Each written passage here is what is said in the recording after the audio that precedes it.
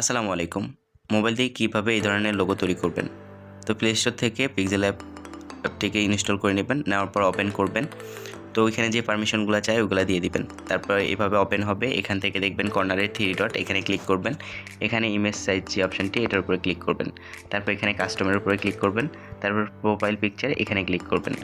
তারপর এখানে okay button, এটা 1 বাই 1 হবে। তো এখানে ওকে বাটনে ক্লিক করবেন। তো ক্লিক করার পরে এখানে যে টেক্সটটি এটার উপর ডাবল ক্লিক করবেন। তারপর এটাকে রিমুভ করে দিবেন টোটালি। নিউ টেক্সট এটা রিমুভ করে আপনার চ্যানেলের যে ফার্স্ট নেম সেটা দিয়ে দিবেন।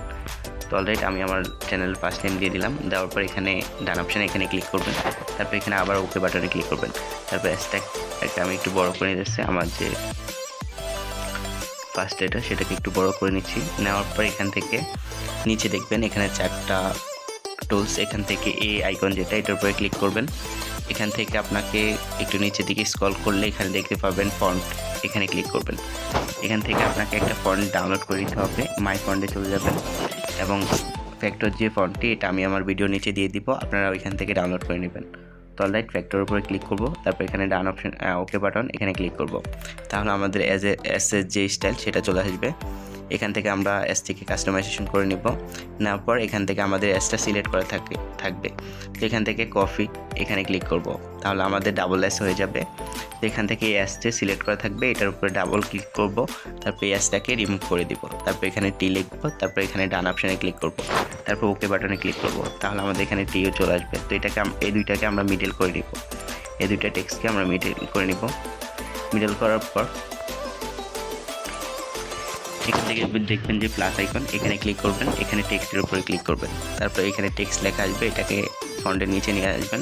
তারপর এটার উপরে ডাবল ক্লিক করবেন এবং আপনার যে চ্যানেলের নাম সেটা দিয়ে দিবেন। তো অলরাইট আমি আমার চ্যানেলের নামটা দিয়ে দিতেছি। দেওয়ার পর এখানে ডান অপশন এখানে ক্লিক করবেন, আবার ওকে বাটন এখানে ক্লিক করবেন। তারপর এটাকে কাস্টমাইজেশন করে নেবেন। তো অলরাইট এখানে কাস্টমাইজেশন করে নিলাম। নেওয়ার পর এখানে আবার আমাদেরকে ফন্ট যে অপশান এটার উপরে ক্লিক করতে হবে। এখানে আবার মাই ফন্টে যেতে হবে এবং ফ্যাক্টর যে ফন্টটি এটা তো অবশ্যই আমি ভিডিও নিচে দিয়ে দিব। সেখানে আবার ওকে বাটনে ক্লিক করব। তাহলে দেখবেন আমাদের টেক্সটটি অ্যাড হয়ে যাবে। তো এটাকে আমি কাস্টমাইজেশন করে নিতেছি। কাস্টমাইজেশন করার জন্য এখানে যে গোল আইকন এটার উপরে ক্লিক করে ধরে উপর নিচে ছোট বড় করে নিতে পারবেন। তো অলরাইট কাস্টমাইজেশন করা শেষ। এখান থেকে এসের উপরে আবার সিলেক্ট করে নিব। নেওয়ার পরে এখানে দেখবেন অনেকগুলো অপশন, এখানে টেক্সচার যে অপশনটি এটার উপরে ক্লিক করবেন। তারপর এখানে গ্যালারি আইকন এখানে ক্লিক করবেন এবং এখান থেকে আপনাকে 2টা ইমেজ ডাউনলোড করে নিতে হবে। তো ইমেজগুলো আমি ভিডিও নিচে দিয়ে দিব। তো অলরাইট এখান থেকে এই ইমেজটি আমি সিলেক্ট করে নিলাম। নেওয়ার পর এখানে টিকমার্ক এখানে ক্লিক করে দিলাম। তাহলে দেখুন আমাদের এসের যে কালার সেটা চলে আসবে। এখান থেকে দেখবেন এই অপশনটি, তারপর এনেবল করবেন, এটাকে এনেবল করে নেবেন। তারপর এখানে টিকমার্ক এখানে ক্লিক করে দিবেন। তারপর আবার টির উপরে চলে যাবেন এবং এখানে টেক্সচার যে অপশনটি এটার উপরে ক্লিক করবেন। তারপর আবার গ্যালারি আইকন এখানে ক্লিক করবেন।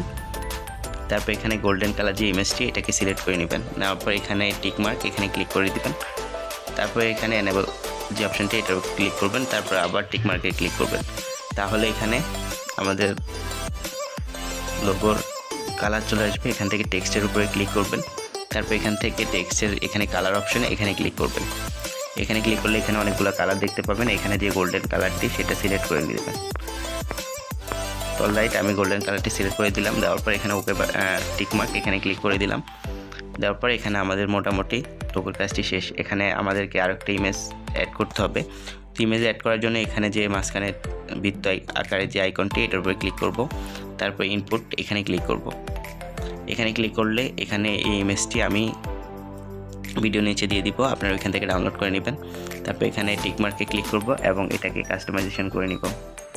তো এখানে এটার উপরে কাস্টমাইজেশন এইভাবে করে নিব। নেওয়ার পর এখানে দেখবেন যে মাঝখানে এই আইকনটি এটার উপরে ক্লিক করবেন এবং এখানে যে ফ্যান আইকন এটার উপরে ক্লিক করবেন। তারপর এখানে এটাকে নিচে নিয়ে আসবেন। দেখুন এখানে আমাদের লোগোটি রেডি হয়ে গেছে। এখানে আবার এটার উপরে ক্লিক করবেন, তাহলে এটা চলে যাবে। তো এখান থেকে আমাদেরকে এই ফ্যাক্টর যেটা এটার উপরে ক্লিক করতে হবে, এখানে যে অপশনটি এটার উপরে ক্লিক করতে হবে। তাহলে অলরাইট আমাদের লোগোর কাজটি শেষ। এখন আমাদের লোগোটি সেভ করে নিতে হবে। তো এখানে সেভ অপশনে ক্লিক করবেন। তারপরে এসে সেভ অ্যাজ ইমেজ এখানে ক্লিক করবেন। তারপর এখানে দেখবেন অনেকগুলো অপশন, এখানে কাস্টমারের উপরে ক্লিক করবেন এবং এটাকে আলট্রা সেভ করে নেবেন। অলরাইট, এখানে উপরে সেভ টু গ্যালারি এখানে ক্লিক করবেন, তাহলে আপনাদের ইমেজটি সেভ হয়ে যাবে। তো অলরাইট, আমাদের ইমেজটি সেভ হয়ে গেল। তো এইভাবে আপনারা লোগোটি তৈরি করে নেবেন।